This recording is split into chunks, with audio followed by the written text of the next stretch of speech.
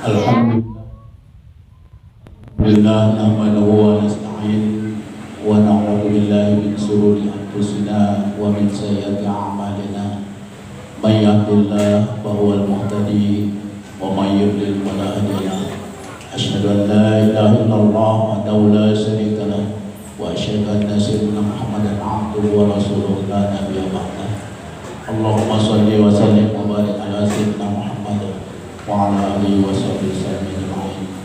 Amma ba'd, fa ya ibadallah, ittaqullaha haqqa tuqatih wa la tamutunna illa wa antum muslimun.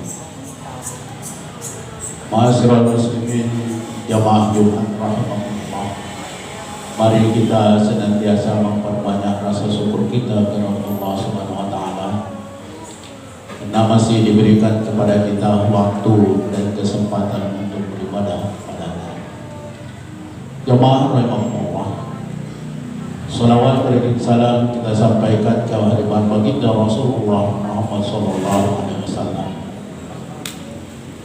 Kita senantiasa diingatkan bahwasanya yang ditinggalkan oleh baginda Rasulullah untuk umatnya adalah Al-Quran dan Sunnah. Taraktu fikum amrayn, hanya dua itu aja yang ditinggalkan oleh baginda Rasulullah.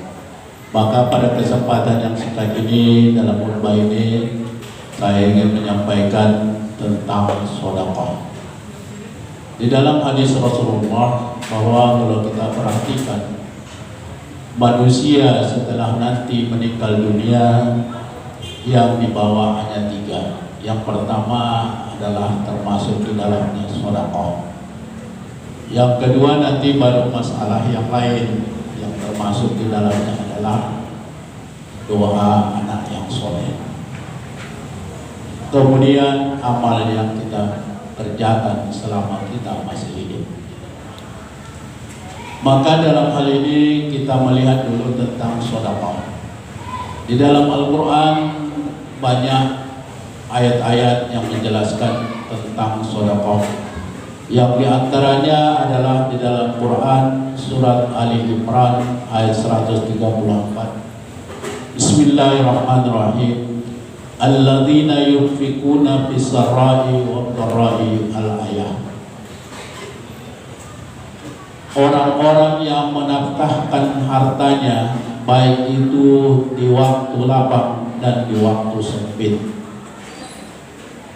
Allah menjelaskan di dalam Al-Quran bahwasanya orang yang mau menginfakkan hartanya, orang yang mau menafkahkan hartanya, baik itu di waktu lapang, artinya masih punya, ataupun pas-pasan di waktu sempit.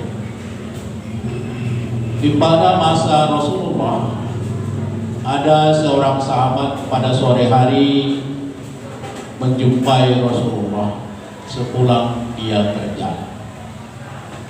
Ya Rasul, saya seharian ini mengambil upahan untuk memotong kayu, membelah kayu bakar. Maka upah saya ada sampai sore ini 3 dirham. Ya Rasul, yang upah saya hari ini saya serahkan padamu untuk kepentingan perjuangan Islam.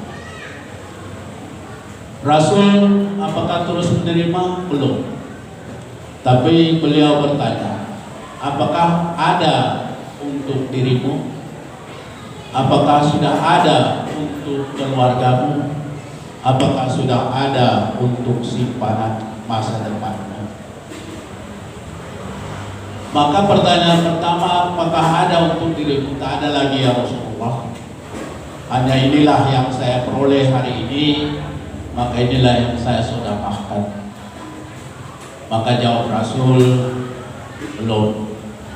Apakah ada untuk keluargamu, anak dan istrimu di rumah? Belum ada sampai ke rumah ya Rasulullah. Kalau begitu belum saya terima. Apakah ada untuk masa depan keluargamu? Artinya bahwasanya kita pun bersedekah dari harta yang kita punya itu disunahkan 30% saja. Kenapa? Untuk kepentingan keluarga, untuk kepentingan masa depan, itu diperlukan di dalam Islam. Maka oleh karena itu, dikala dia tidak berpunya pun, dia rela untuk memberikan sedekahnya kepada baginda Rasul. Jemaah yang rahimahullah. Selanjutnya kalau kita perhatikan bahwasanya kadangkala kita mau bersedekah, maka selalu ingat bahwasanya kita mengingat kepada apa yang disebutkan dalam firman Allah.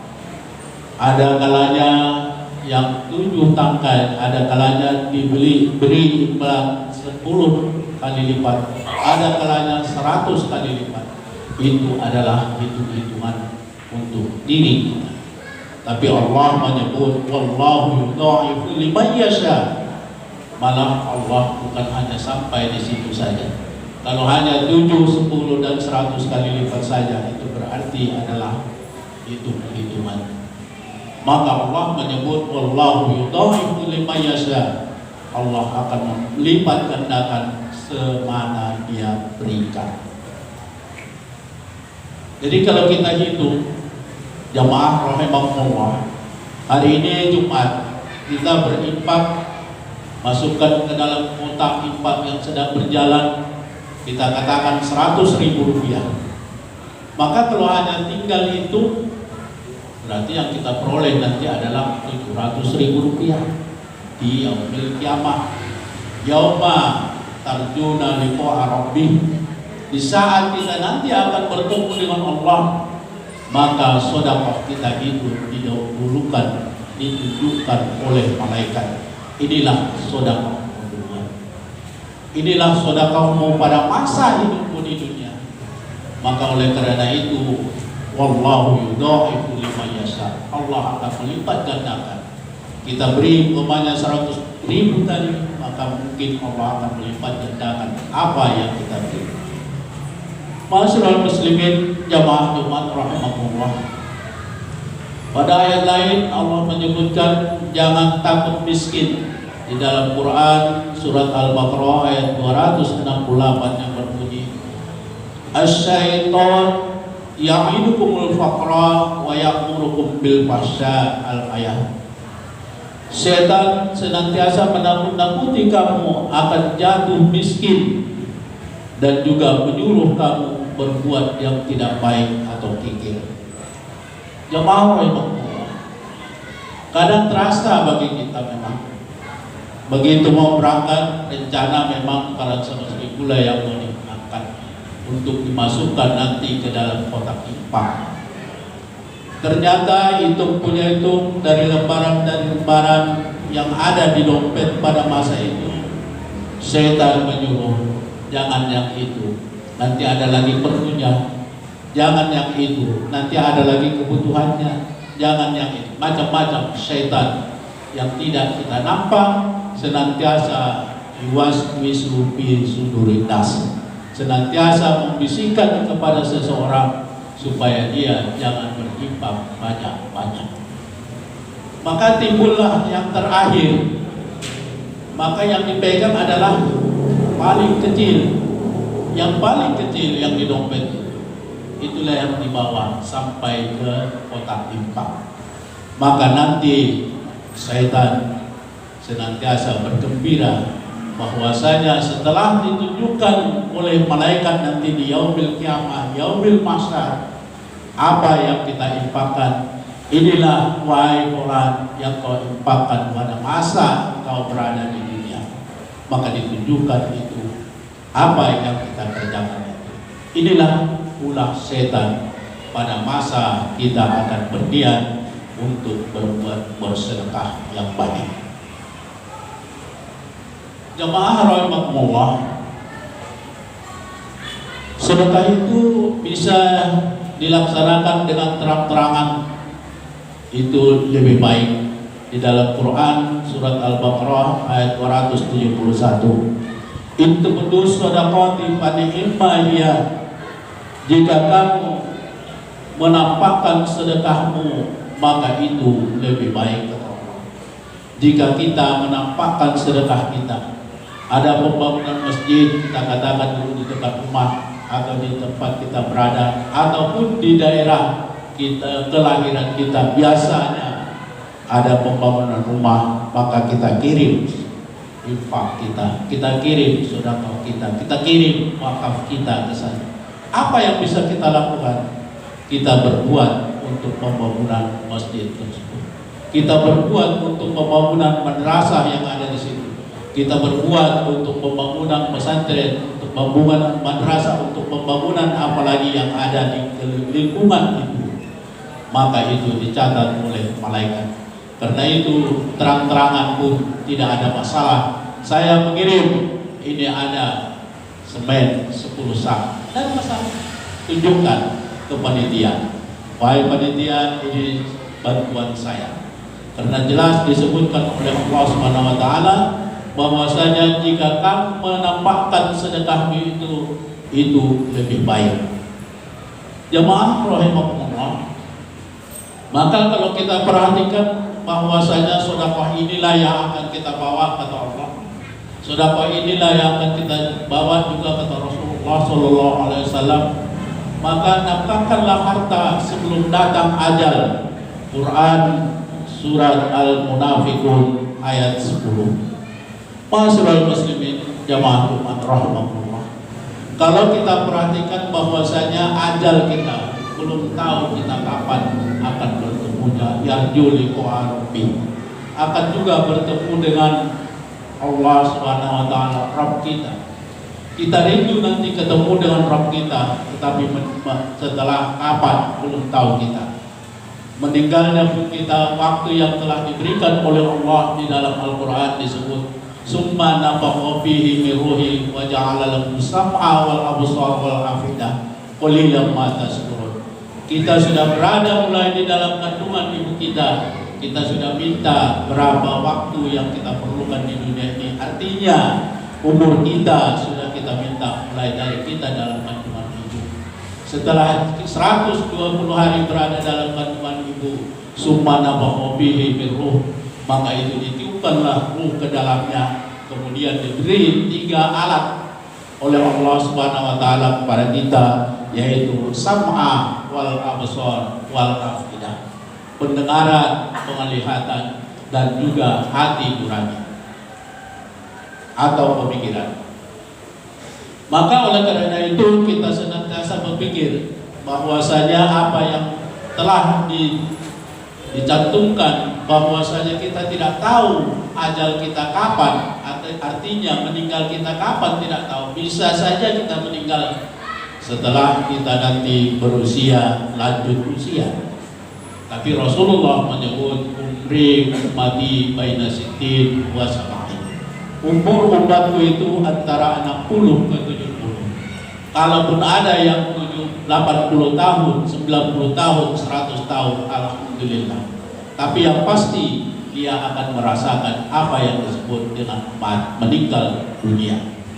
Maka oleh karena itu Allah Subhanahu wa taala menyebutkan wa anfiqu mimma razaqnakum min qabli ayyatiya ahadakumul maut al-ayah. Belanjakanlah sebagian dari rezeki yang pernah kami berikan kepadamu, bahkan sebelum kematian datang menjelang salah seorang di antara kalian. Bahwasanya Allah sebutkan belanjakan apa yang telah diberikan oleh Allah. Kalau tadi sepertiga kita bawa ke rumah, sepertiga kita akan sedekahkan, sepertiga untuk masa depan anak dan keluarga kita. Maka oleh karena itu yang sepertiga itu pun jangan terus kita simpan semuanya. Termasuk diantaranya salah satu contoh adalah zakat profesi, 2,5% harus kita keluarkan. Maka oleh karena itu itulah infak kita sebelum nanti kita dijemput oleh malaikat Israel. Jemaah rahimakumullah, kapan itu malaikat datang? Tidak ada yang tahu. Tidak ada kita yang sudah mengerti bahwa besok saya akan meninggalkan dunia ini.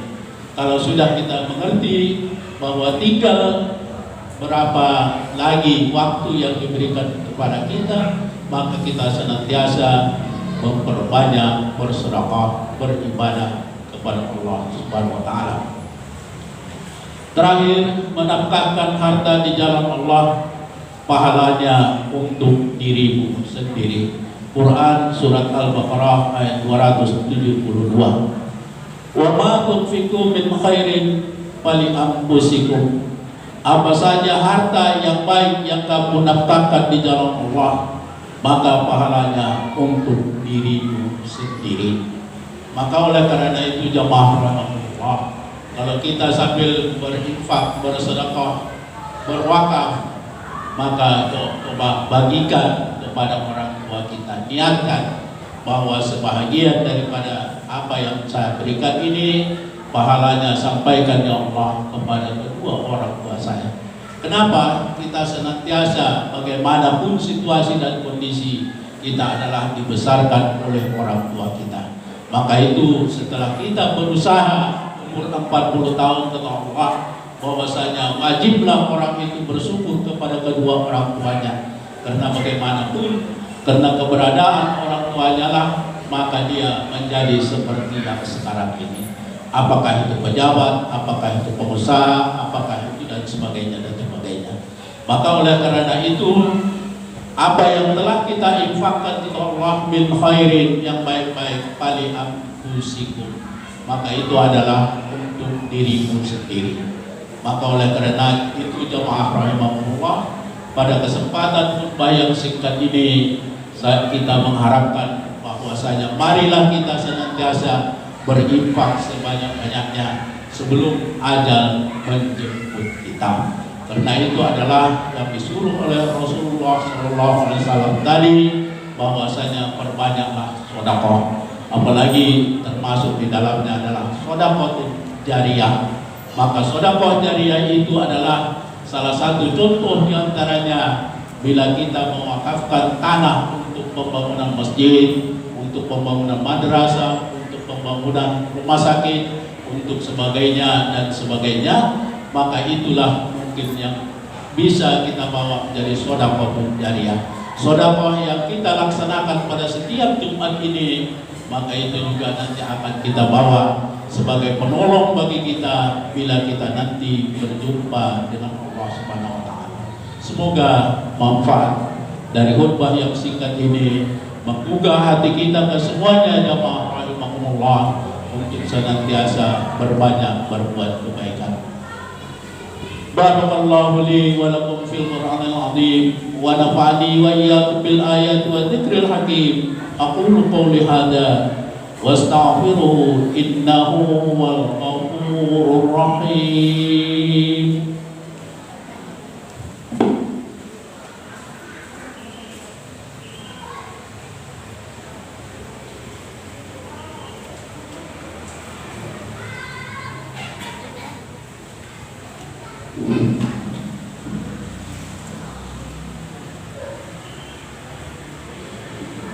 Alhamdulillahirabbil alamin. Asyhadu an la ilaha illallah wa la syarikalah wa asyhadu anna sayyidina Muhammadan abduhu wa rasuluhu la nabiyya ba'da. Allahumma shalli wa sallim wa barik ala sayyidina Muhammad wa ala ali sayyidina Muhammad kama shallaita ala sayyidina Ibrahim wa ala ali sayyidina Ibrahim fil alamin innaka Hamidum Majid. Amma ba'du, fa ya ayyuhan nas ittaqullaha haqqa tuqatih wa la tamutunna illa wa antum muslimun.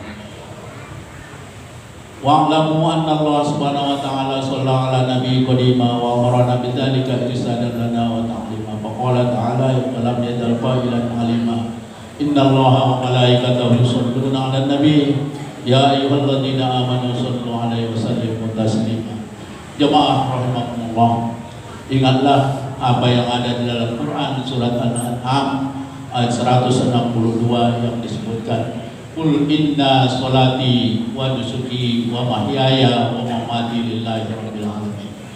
Salatku, hidup dan matiku, apa yang bisa kukerjakan dalam hidupku ini, semuanya itu adalah kuserahkan kepada Allah Subhanahu wa taala. Kemudian pada setiap akhir daripada khutbah, para khatib menyebut innallaha ya'murukum bil 'adli wal ihsan wa ita'i dzil qurba wa yanha 'anil fahsya'i wal munkar wal baghi ya'idukum la'allakum tadhakkarun. Quran surat An-Nahl ayat 90. Innallaha ya'muru bil 'adli wal ihsan wa ita'i dzil qurba. Sesungguhnya Allah menyuruh kita berlaku adil, berbuat kebajikan dan juga membantu kaum kerabat. Jemaah rahmatullah, inilah sekadar himbauan di dalam Al-Qur'an bahwasanya kita senantiasa ingatlah untuk berbuat baik kepada Allah dan Rasulullah dan juga kepada seluruh keluarga kita. Semoga bermanfaat adanya. Mari kita sama-sama berdoa. Bismillahirrahmanirrahim. Alhamdulillahirabbil alamin wassalatu wassalamu ala asrofil anbiya'i wal mursalin wa ala alihi washabbihi ajma'in. Allahumma ya Allah, inna nas'aluka salamatan fi dinina wa afiyatan fi jasadina wa ziyadatan fi ilmina wa barakatan fi rizqina wa tawbatan ya Allah qabla al-maut wa maghfiratan ya Allah qabla al-maut. Allahumma ya Allah, anzil rahmah wal maghfirah wasi'a wal amanah li ahlina wa li kirabatina wal jamaah ya Allah, innaka ala kulli syai'in qadir. Wa biha subhanallah wa tahiyatu biha salam wa akhiru da'wana alhamdulillahi alamin. Ibadallah, inna Allaha ya'muru bil 'adli wal ihsan wa ita'i dzil qurba wa yanha 'anil fahsya'i wal munkar wal baghi ya'idukum la'allakum tadhakkarun.